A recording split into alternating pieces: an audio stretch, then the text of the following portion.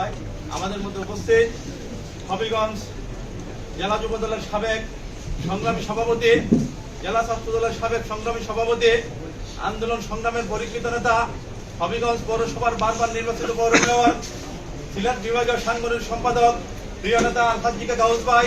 আমাদের মধ্যে উপস্থিত হবিগঞ্জ জেলা যুব দলের সংগ্রামী সদস্য সচিব, আন্দোলন সংগ্রামের পরিকৃত নেতা জনাব শফিকুর রহমান সদু ভাই। আমাদের মধ্যে উপস্থিত হবিগঞ্জ জেলা যুব দলের সংগ্রামী সিনিয়র যুগ্ম আহ্বায়ক আমিনুল ইসলাম বাবুল ভাই।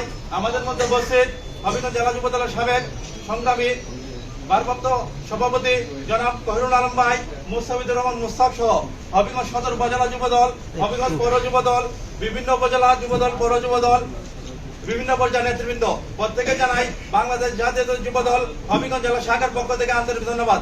সংগ্রামী উপস্থিতি, ইতিমধ্যে আপনারা বিভিন্ন কমিটমেন্ট করেছেন। আমি জেলা যুব দলের পক্ষ থেকে অনুরোধ জানাবো আমরা যেন আমরা কমিটমেন্ট আগামী 22 তারিখ বাস্তবায়ন করতে পারি। আমরা কমিটমেন্ট বাস্তবায়ন করতে পারি। আপনারা কমিটমেন্ট অনুযায়ী জেলা যুব দলের আহ্বায়ক আমাকে বলছিলেন লেখার জন্য, আমি লিখছি টোটাল 24,950 জন হয়েছে। আমরা বিশ্বাস করি ইনশাল্লাহ আগামী 22 তারিখ আমরা সবাই সবার জায়গা থেকে পদক্ষেপ নিতে পারি। তাহলে জাতীয়তাবাদী যুব দল হবিগঞ্জ জেলার একটা ভালো প্রোগ্রাম নিয়ে আমরা জেলা যুব দলের আহ্বায়ক সদস্য যেখানে যেখান থেকে আমরা একটা মিছিল সহকারে বিশাল একটা মিছিল নিয়ে আমরা যেতে পারবো। সবার কাছে আমি একটাই অনুরোধ করব, আমরা যেন হবিগঞ্জের প্রোগ্রাম গৌসবাড়ি ইজ্জত সিলেট প্রোগ্রাম যদি ভালো প্রোগ্রাম হয়, হবিগঞ্জের প্রোগ্রাম যদি বিশৃঙ্খল হয়, হবিগঞ্জবাসীর জন্য দুর্নাম বয়ে আনবে।